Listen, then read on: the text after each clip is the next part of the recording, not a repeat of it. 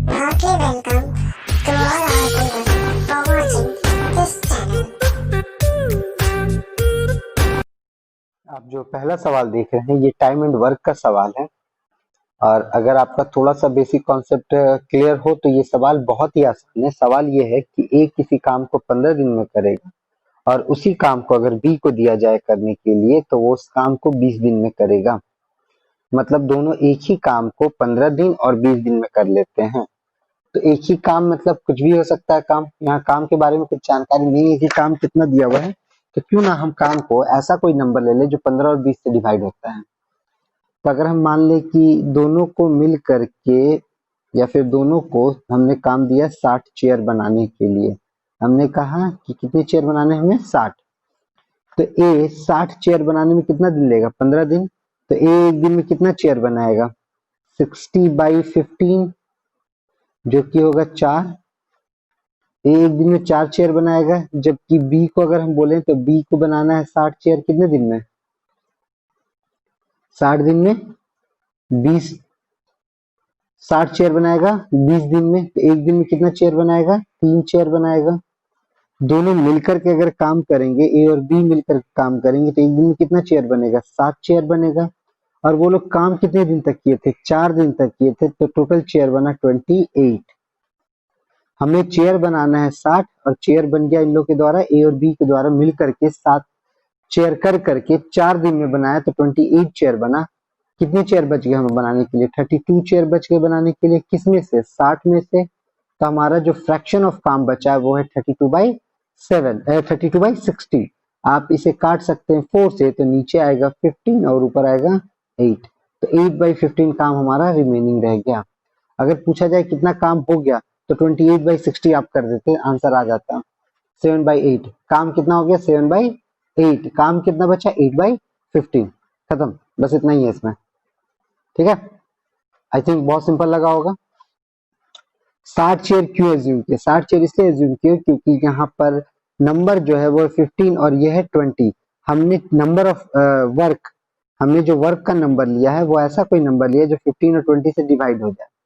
और एक दिन का काम निकालने का तरीका है, एक दिन आप काम निकाल सकते हैं कैसे, total work divided by day. आपका मान लीजिए कि आप टोटल वर्क काम करते हैं 25 काम कर रहे हैं, आप 25 चेयर बना रहे हैं और आप काम कर रहे हैं 5 दिन तक। इसका मतलब एक दिन में आपने कितना चेयर बनाया होगा 25/5, 25/5। तो यही लॉजिक हम यहाँ यूज कर रहे हैं। टोटल काम है 60, मतलब उसको टोटल चेयर बनाने हैं 60 और वो टाइम लिया 15 दिन तक, मतलब हर एक दिन वो 4 चेयर बना रहा था। ठीक है, उसी तरह ए और बी का हमने एक दिन का काम निकाला। दोनों साथ में काम कर रहे हैं, दोनों साथ में काम करे, इसलिए ए प्लस बी मतलब 4 + 3 7। तो एक दिन में अब चेयर बनेगा 7। और कितने दिन तक काम किया उन लोगों ने 4 दिन तक काम किया। तो 7 को 4 दिन तक काम कराएंगे तो कितना हो जाएगा 28। 7 4 दिन तक काम किया तो काम किया 28। तो 28 काम हो गया तो बचा कितना काम 60 में से 28 चेयर बन गया तो बचे कितने 32 चेयर्स। और किसमें से 60 चेयर में से। तो अगर हमको उसका फ्रैक्शन निकालना है तो जितना चेयर बचा उसको ऊपर रखा, टोटल चेयर नीचे, उसका फ्रैक्शन निकाल दिया हमने। दूसरा सवाल भी अगर हम देखें तो लिखा है कि A B C can do a piece of work in 20, 30 and 60 days. मतलब तीनों को हम टोटल वर्क फिर से देंगे, वही काम टोटल वर्क हमने अगेन यहाँ 60 हुआ क्योंकि 20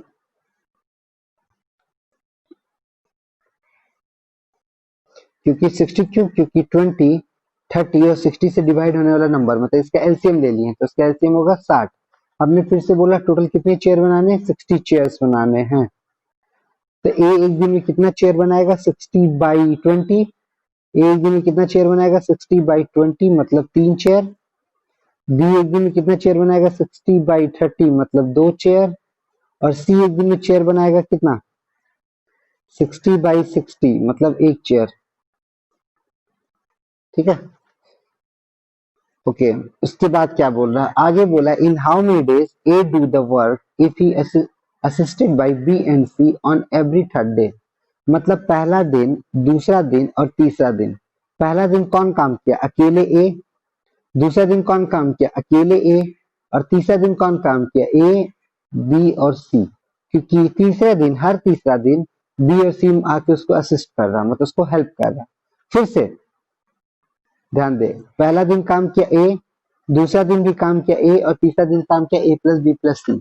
और यही प्रोसेस कितने बार होगा देखते हैं। फिर से अगला चौथा दिन कौन आएगा, ए, पांचवा दिन ए, छठा दिन ए प्लस बी प्लस सी। ये एक सर्कल घूमना स्टार्ट करेगा। फिलहाल देखते हैं कि अगर 3 दिन में कितना काम हुआ। तो 3 दिन में काम कितना हुआ, ए पहला दिन काम किया 3 यूनिट, फिर काम किया 3 यूनिट, और यहाँ काम हुआ 6 unit. 3 + 2 + 1 6 unit.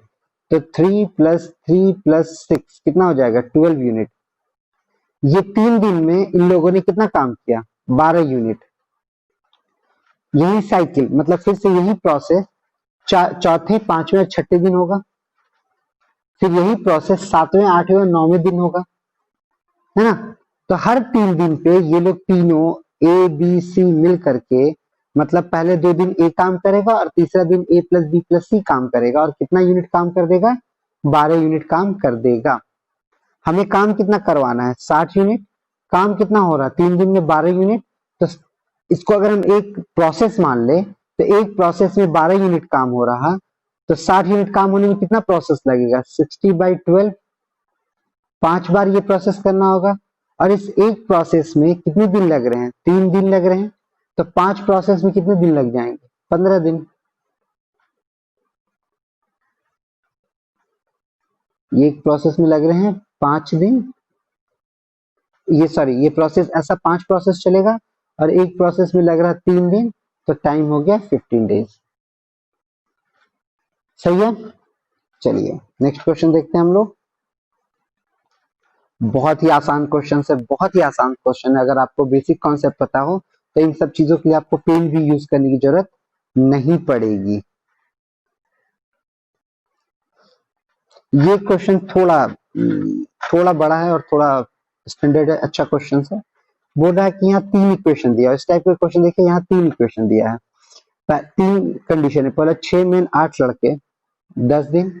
A group of 6 men and 8 boys can do a work in 10 days. 26 men and 48 boys काम करेंगे कितने दिन में, 2 दिन में। और 15 लड़के और 20 बॉयज, 15 आदमी और 20 बॉय काम करेंगे, निकालना है। ध्यान दीजिए क्वेश्चन में ऐसे 3 इक्वेशन दिए हुए हैं। पहला दिया हुआ है 6 मैन और 8 बॉय, कितना दिन, 10 दिन। दूसरा दिया है 26 आदमी और 48 बॉय, कितना दिन, 2 दिन। और फिर निकालना है हमको 15 आदमी और 20 बॉय कितने दिन। तो जहां भी इस टाइप का क्वेश्चन आप देखें, तो पहले जिन 2 लोगों का टाइम दिया है उन्हें देखें। तो 6 आदमी और 8 बॉयज काम किया 10 दिन में। हम यहाँ जो फॉर्मूला यूज करने वाले हैं, पहले इसके बारे में बता दें। हम यहाँ यूज करेंगे m1 × t1 = m2 × t2। Number of person man into time is equal to man two into time two. अगर वर्क सेम हो तो, अगर वर्क सेम ना हो तो नीचे चला जाता है W1 और इसके नीचे चला जाएगा W2, जो वर्क है वो। ठीक है। तो यहाँ M1 कितना हो गया, 6 मैन और 8 बॉय, 2 अलग अलग वेरिएबल है, इसलिए यहाँ 6M + 8B और टाइम इसका है 10 is equal to 26M + 48B × 2। ठीक है। यहाँ M और B अलग अलग ग्रुप ऑफ पर्सन है, M और B अलग अलग ग्रुप ऑफ पर्सन है, तो इनका एफिशिएंसी भी अलग अलग होगा, इसलिए इसको आपस में हम ऐड नहीं कर सकते। तो इसको अगर हम सॉल्व करें तो आप देखिए 2 से ये 5 टाइम्स लग गया। ठीक है, 2 से ये 5 टाइम्स लग गया, तो हो जाएगा 30 man plus 40 boy is equal to 26 man plus 48 boy. और अगर आप इसको सॉल्व करेंगे, इसको इधर ले आएंगे, तो हो जाएगा,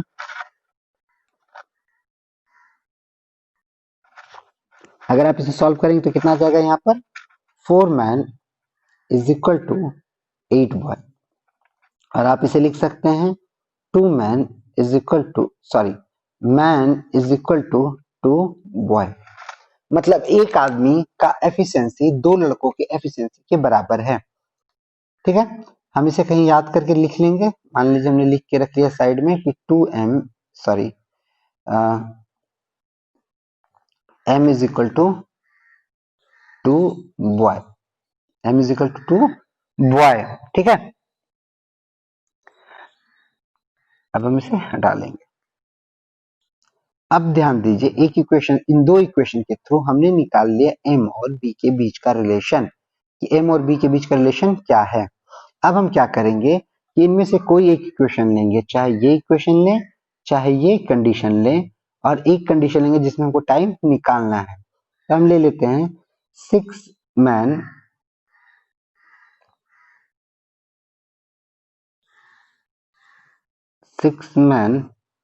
plus 8 boys into 10 is equal to 50 man plus 20 boys into D. बात समझिए, यहाँ दो वेरिएबल है m और b, यहाँ भी दो वेरिएबल है m और b, लेकिन अब हम क्या लिख सकते हैं, m की जगह हम लिख सकते हैं 2 बॉय, हमने पुट कर दिया। तो 6 इंटू 2 बॉय कितना हो जाएगा, 12 boy plus 8 boy into 10 is equal to 15। Man की जगह क्या पुट किया हमने, again 2 boy plus 20 boy into D. कितना हो जाएगा, 12 plus 8, 12 plus 8 is 20 boy into 10 is equal to, यहाँ कितना हो जाएगा 30 प्लस 20 50 बॉय इंटू डी। अब देखिए बी कैंसिल हो जाएगा, 0 0 कैंसिल, और ये 5 से ये चला गया 4 टाइम्स, तो आंसर होगा D is equal to 4D। ठीक है, ये थोड़ा लंबा प्रोसेस है, इसमें थोड़ा सा लंबा, इसको इसके लिए कॉपी पेन यूज करना पड़ जाएगा। लेकिन अगर हम बात करें बाकी पिछले दो क्वेश्चंस का, तो वो बहुत ही आसान थे, इसके सापेक्ष इसके रिलेटिव में बहुत ही आसान थे वो सारे क्वेश्चंस। ठीक है, आगे बढ़ते हैं हम लोग। अब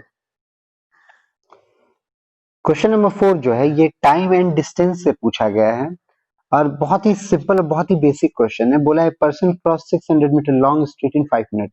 एक आदमी 600 मीटर लंबा सड़क को पार करता है 5 मिनट में।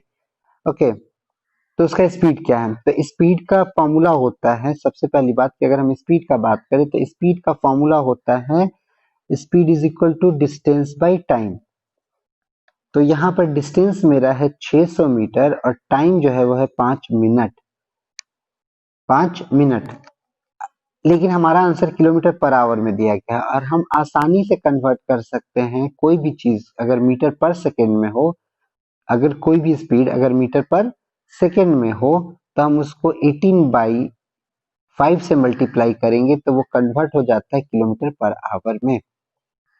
लेकिन यहाँ मीटर पर सेकेंड में ना होके ये मीटर पर मिनट में है, तो क्यों ना हम मिनट को कन्वर्ट कर ले मीटर पर सेकेंड के लिए सेकेंड में, और जैसे ही आप सेकेंड में कन्वर्ट कीजिएगा आपका आंसर आएगा 2 मीटर पर सेकेंड।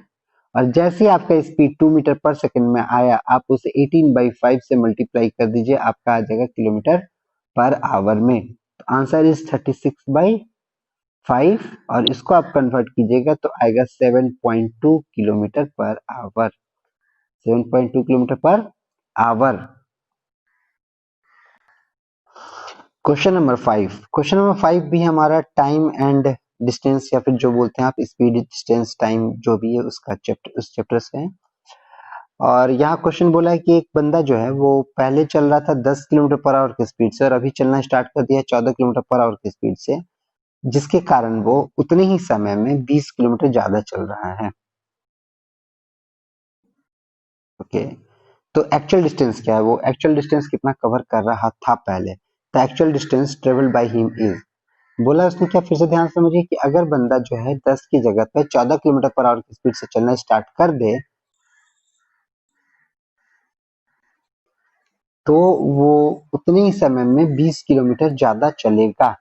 तो अगर हम बात करें कि उस इंसान का पहले स्पीड कितना था 10 किलोमीटर पर आवर, अभी स्पीड कितना है 14 किलोमीटर पर आवर, इसका मतलब क्या हो गया कि पहले वो 10 किलोमीटर जाता था एक घंटे में, अभी वो कितना जा रहा है 14 किलोमीटर जा रहा है एक घंटे में। कितना एक्स्ट्रा जा रहा है, 4 किलोमीटर एक्स्ट्रा जा रहा है, कितनी देर में, एक घंटे में।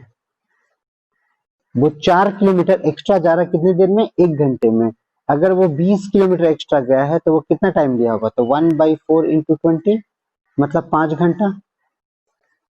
सिंपल कैलकुलेशन भी कर सकते हैं आप, वो 4 किलोमीटर एक्स्ट्रा जा रहा है कितनी देर में, 20 घंटे, कितनी देर में, उतने ही समय में, मतलब 1 घंटे में। वो 4 किलोमीटर एक्स्ट्रा जा रहा है 1 घंटे में, और उसने टाइम कितना कितना डिस्टेंस एक्स्ट्रा कवर किया है, 20 किलोमीटर एक्स्ट्रा कवर किया है। तो हर 1 घंटे में वो 4 किलोमीटर करके चल रहा होगा, तो 20 किलोमीटर एक्स्ट्रा चलने में वो टाइम लिया होगा 5 घंटा। मतलब उसका जो एक्चुअल टाइमिंग है वो है 5 घंटा। तो अगर वो 5 घंटा तक चलेगा 10 किलोमीटर पर आवर के स्पीड से, अगर वो 5 घंटे तक चला 10 किलोमीटर पर आवर के स्पीड से, तो वो दूरी कितना तय करेगा, 50 किलोमीटर, जो कि एक्चुअल डिस्टेंस है। लेकिन अगर वो 14 किलोमीटर पर आवर की स्पीड से अगर वो चलेगा 5 घंटा, तो दूरी कितना कवर कर लेगा, 70 किलोमीटर, जो कि 20 किलोमीटर ज्यादा है। लेकिन हमसे ये नहीं पूछ रहा है कि कितना चलेगा 14 किलोमीटर पर आवर की स्पीड से, वो पूछ रहा है कि उसका एक्चुअल टाइमिंग क्या है, एक्चुअल डिस्टेंस क्या है। तो एक्चुअल डिस्टेंस क्या है, सो हम समझेंगे यहाँ पर फिर से।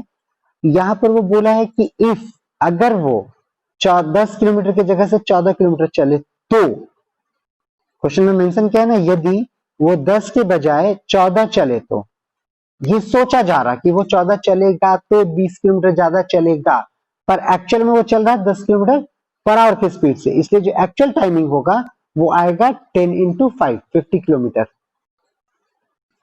सही है, चलिए आगे बढ़ते हैं।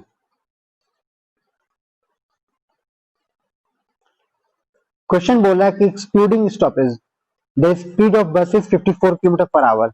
अगर बस कहीं नहीं रुकेगी, कहीं पे ना रुके, तो वो 1 घंटे में 54 किलोमीटर जाएगी। स्पीड का मतलब यही होता है, स्पीड का मतलब होता है यूनिट टाइम में जितना आपने दूरी तय किया वही आपका स्पीड है। And including stoppage it is 45 kilometre, और अगर स्टॉपेज इंक्लूड कर दिया जाए तो वो 45 किलोमीटर जाएगी। मतलब बात समझिए, मान लीजिए अगर एक बस जाती है फिर कितना दूरी, 54 किलोमीटर जाती है 1 घंटे में, लेकिन अगर स्टॉपेज आ जाए तो वो जाएगी 45 किलोमीटर। अगर कहीं नहीं रुकी तो बस का एक्चुअल स्पीड है 54 किलोमीटर, रुकने के कारण उसका स्पीड हो गया 45 किलोमीटर। मतलब बस उतनी देर रुकी है जितनी देर में वो 9 किलोमीटर दूरी तय कर ले। बस ने उतना टाइम अपने आप को रोका है बस स्टॉपेज में जितनी देर में वो 9 किलोमीटर दूरी तय कर लेती है। मतलब डिस्टेंस इज 9 किलोमीटर। आपको निकालना क्या है, टाइम। किस चीज का टाइम, इस बात का टाइम कि बस 9 किलोमीटर कितने समय में जाएगी। ठीक है, तो डिस्टेंस हो गया 9 किलोमीटर। बस का एक्चुअल स्पीड क्या है, बस का एक्चुअल स्पीड है 54 किलोमीटर पर आवर। क्योंकि अगर बस कहीं नहीं रुकती है तो वो जाती है 54 किलोमीटर, रुकने के कारण वो 9 किलोमीटर कम तय की है, मतलब 45 किलोमीटर हुआ है। तो बस का एक्चुअल स्पीड है 54 किलोमीटर पर आवर। तो टाइम हो जाएगा मेरा distance by speed. Distance is 9 kilometre and speed is 54 kilometre. Distance जो है वो है 9 किलोमीटर और स्पीड है 54 किलोमीटर। तो time is equal to 9/54। Answer किस में आएगा, आवर में आएगा। क्यों, क्योंकि स्पीड कितने में है, स्पीड है 54 किलोमीटर पर आवर। तो आंसर जो आएगा वो किस में आएगा, आवर में आएगा। इसको मिनट में कन्वर्ट करने के लिए हम इंटू 60 कर देंगे, क्योंकि आवर में जो आंसर आएगा वो आएगा 1/6 आवर। तो 1/6 को अगर हम मिनट में कन्वर्ट करें तो इंटू 60, तो आंसर आएगा 10 मिनट। तो बस कितना देर रोकी अपने आप को, 10 मिनट बस ने अपने आप को रोका है। क्वेश्चन नंबर 7 को अगर हम देखें, जो कि प्रॉफिट लॉस का क्वेश्चन है, इसे कैसे सॉल्व करते हैं। तो हम बोल सकते हैं कि CP को अगर हम x माने और SP को अगर हम y माने, तो हमारा प्रॉफिट जो होगा वो होगा y माइनस एक्स। अगर CP डबल हो जाता है, मतलब CP हो गया 2y, सॉरी, अगर SP डबल हो जाता है तो SP हो गया हमारा 2y और CP हमारा है x, तो अब प्रॉफिट जो होगा वो कितना होगा, 2y माइनस एक्स। और हमें पता है कि इस क्वेश्चन में बोला है कि इस केस में प्रॉफिट जो हो जाता है वो 3 टाइम्स हो जाता है, मतलब ये प्रॉफिट इस प्रॉफिट से 3 टाइम्स ज्यादा है। तो इक्वेट करने के लिए हमको इक्वेशन बनाना होगा, किसको 3 से मल्टीप्लाई करना होगा। तो हमें इक्वेशन बनाना होगा, ये 3 टाइम्स है इस P का, ठीक है, तो ये कम है और ये ज्यादा है, ये 3 टाइम्स है, तो हम जो कम है उसके साथ 3 को मल्टीप्लाई करेंगे ताकि दोनों बराबर हो सके। तो 3y minus X is equal to 2y minus X. बार बार समझिएगा, ये 3 गुना ज्यादा है, ये इससे 3 गुना ज्यादा है, तो बराबर करने के लिए जो कम है उसके साथ 3 को मल्टीप्लाई करेंगे, तो हो जाएगा 3y minus 3x is equal to 2y minus x. और जब हम इसको सॉल्व कर रहे हैं तो y इज इक्वल टू आ रहा मेरा 2x। मतलब x और y का रेशियो का अगर हम बात करें तो x और y का रेशियो आ जाएगा हमारा x 1:2। x और y का रेशियो का बात करें तो 1:2। मतलब 1 रुपए का सामान को बेचा गया है 2 रुपए में। x इज CP, तो x का वैल्यू आएगा अगर 1 तो y का वैल्यू आएगा 2। मतलब 1 रुपए का सामान को बेचा गया है 2 रुपए में। तो हमको निकालना है प्रॉफिट। तो प्रॉफिट इज इक्वल टू क्या हो जाएगा? प्रॉफिट इज इक्वल टू हो जाएगा कि सीपी कितना है 2 रुपए, और एसपी है 2 रुपए और सीपी है 1 रुपए। तो हमारा प्रॉफिट हो जाएगा, थोड़ा सा हम जगह लेते हैं, कहीं खाली कर रहे हैं इस जगह को। तो हमारा प्रॉफिट हो जाएगा कितने का? प्रॉफिट इज इक्वल टू होता है SP minus CP, profit percentage, by CP into 100। तो हम यहाँ यूज करेंगे एसपी की जगह 2 माइनस 1 बाई 1 इंटू 100, जो कि आंसर होगा 100%। मतलब वो प्रॉफिट कर रहा है 100% का। ठीक है, चलिए आगे बढ़ते हैं। अगर कोई भी डाउट हो तो आप हमारे इस चैनल मतलब टेलीग्राम ग्रुप में ज्वाइन कर सकते हैं हमें, और वहां आप डायरेक्ट पूछ सकते हैं।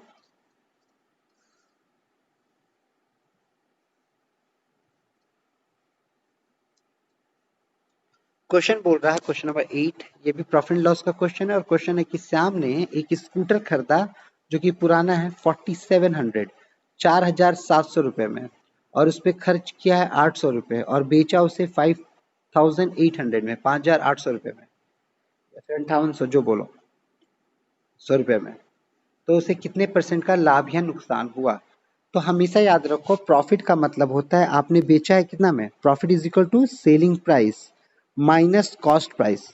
प्रॉफिट का फॉर्मूला होता है कि सेलिंग प्राइस मतलब विक्रय मूल्य माइनस कॉस्ट प्राइस मतलब क्रय मूल्य डिवाइडेड बाई क्रय मूल्य इंटू 100। लेकिन यहाँ क्रय मूल्य क्या है? उसने खरीदा है 4700 में और खर्च किया उसमें 800 रुपए, तो उसका एक्चुअल क्रय मूल्य कितना हो गया? एक्चुअल क्रय मूल्य हो गया 47 प्लस 800, 4700 प्लस 800 रुपए, जो कि होगा 5500 रुपए। सही है, उसका एक्चुअल क्रय मूल्य हो जाएगा 5500 रुपए, और उसने बेचा है उसको कितना में? उसका विक्रय मूल्य हो गया, सेलिंग प्राइस हो गया 5800 रुपए में। तो उसने प्रॉफिट कितने का किया? क्रय विक्रय मूल्य माइनस क्रय मूल्य कितना हो जाएगा? 300 रुपए। किस पे? 5500 रुपए में इंटू 100। ठीक है, 2 शून्य से 2 शून्य खत्म। अगर आप इसको काटेंगे 5 से तो नीचे आ जाएगा 11 और ऊपर आ जाएगा 60। मतलब उसने प्रॉफिट किया 5 होल नंबर 5/11% का। सही है, बहुत ही बेसिक क्वेश्चन था। उम्मीद करते सबको बहुत अच्छे से समझ में आएगा। चलिए, इस क्वेश्चन को हम पहले तो आपको फॉर्मूलाज वाइज समझा दें ताकि आप समझ सकें। अगर हम मान लें कि हर एक आर्टिकल का कॉस्ट प्राइस 1 रुपया है। हर एक आर्टिकल का कॉस्ट प्राइस कितना हमने एज्यूम किया? 1 रुपया। ठीक है, अब इस लाइन को पढ़ते हैं। इस लाइन में बोला है कि CP of 20 article is the same as the selling price of X article. तो आप बताइए कि selling price of X article कितना हो जाएगा हमारा? Selling price of X article is equal to selling price, यहाँ देखिए सॉरी, X वस्तु का विक्रय मूल्य, X वस्तु का विक्रय मूल्य जो है वो 20 वस्तु के क्रय मूल्य या लागत मूल्य के बराबर है। तो 20 वस्तु का लागत मूल्य कितना होगा? हर एक वस्तु का लागत मूल्य अगर 1 रुपया है तो 20 वस्तु का लागत मूल्य 20 रुपया होगा। मतलब कि X वस्तु का विक्रय मूल्य, X वस्तु का सेलिंग प्राइस जो है वो कितना होगा, 20 रुपया होगा। और x वस्तु का लागत मूल्य या फिर क्रय मूल्य जो होगा वो कितना होगा, हर एक वस्तु का क्रय मूल्य अगर 1 रुपया है तो x वस्तु का क्रय मूल्य भी x रुपया होगा। प्रॉफिट कितना हो जाएगा, तो प्रॉफिट इज इक्वल टू हो जाता है, प्रॉफिट बराबर होता है selling price minus cost price divided by cost price into 100 बराबर होगा कितना, 25%। आप इसको सॉल्व कीजिए, 25/100 कर सकते हैं इसको, मतलब हम लोग इसको लिख सकते हैं अब कि 20 minus x by x is equal to 25/100। ठीक है, 1/4। और इसको आप सॉल्व कीजिए तो कितना हो जाएगा ये 80 minus x 4x, 80 minus 4x is equal to x। तो ये इधर चला जाएगा तो 5x, थोड़ा सा जगह चाहिए हमको, हम इसको यहाँ लेके चले जाते हैं। तो यहाँ हो जाएगा 5x is equal to 80, then x is equal to 16। x का वैल्यू आ गया 16, x का वैल्यू आ गया 16। सही है, चलिए उम्मीद करते हैं कोई दिक्कत नहीं हुई होगी। एक तरीका और मैं इसके लिए सिखाना चाहूंगा जो बहुत ही आसान तरीका है। कहीं भी अगर यहाँ हम रेशियो का एक फंडा यूज करते हैं, अगर कहीं भी लिखा हो कि 20% या फिर कहीं भी लिखा हो कि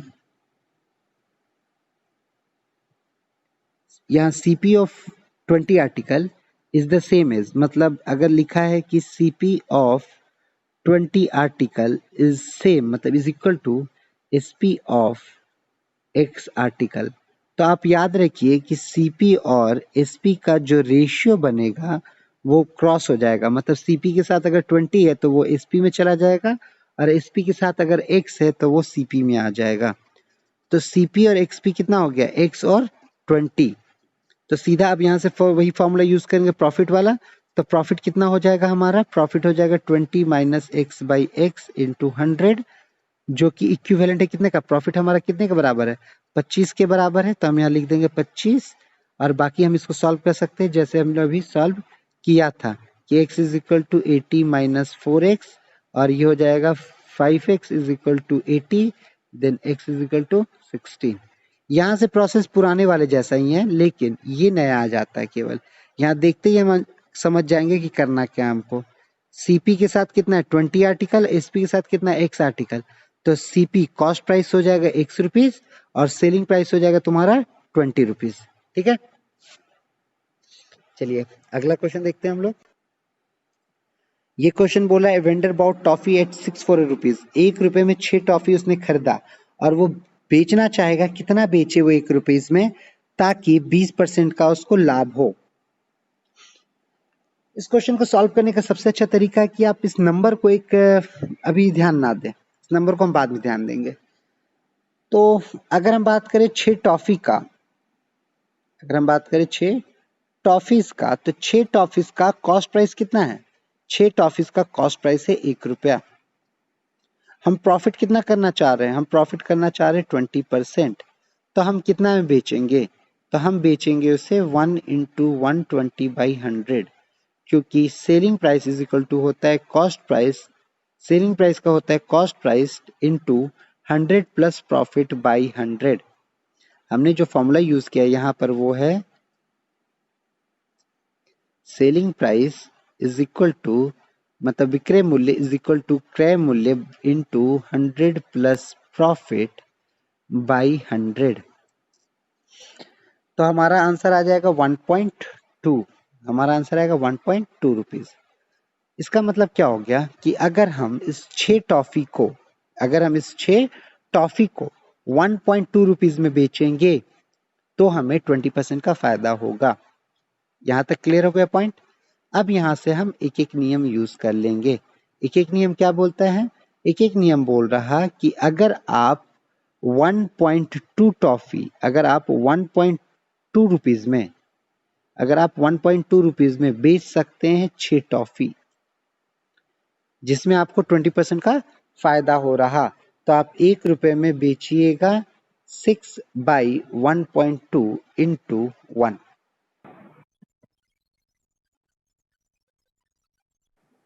तो 1 रुपये में बेचे आप इनको, तो यहाँ से डेसिमल हटाए तो ये हो गया 0, 6 से ये कटा 2 बार में और ये कटा 5 बार में, तो आंसर हो गया 5 टॉफी। आप 1 रुपये में बेचिएगा 5 टॉफी। ठीक है, उम्मीद करते हैं कि आपको ये सारे 10 क्वेश्चंस बहुत ही आसान तरीके से समझ में आए होंगे। इसका सॉल्यूशन जो भी है बहुत अच्छे तरीके से समझ में आया। आपको अगर कोई भी फर्दर कोई भी डिटेल जानकारी चाहिए होगा या फिर आपको कोई डाउट हो तो आप इस नंबर पे हमारे साथ जुड़ सकते हैं टेलीग्राम में। आप अगर नोटिफिकेशन के बारे में भी जानना चाहते हैं या अगले वीडियोस के बारे में भी जानना चाहते हैं, अदर्स पिछले हमारे 3-4 वीडियोस और आ चुके हैं एग्जामिनेशन रिलेटेड क्वेश्चंस के ऊपर, तो आप उसमें से भी कोई भी डाउट हो पहले तो जाके आप उन वीडियो को देखें, और अगर कोई भी डाउट हो तो आप इस टेलीग्राम ग्रुप में हमारे साथ ज्वाइन कर सकते हैं, हमारे चैनल को ज्वाइन कर सकते हैं, हमारा ग्रुप ज्वाइन कर सकते हैं, और वहाँ जो भी डाउट हो आप वहाँ पर हमसे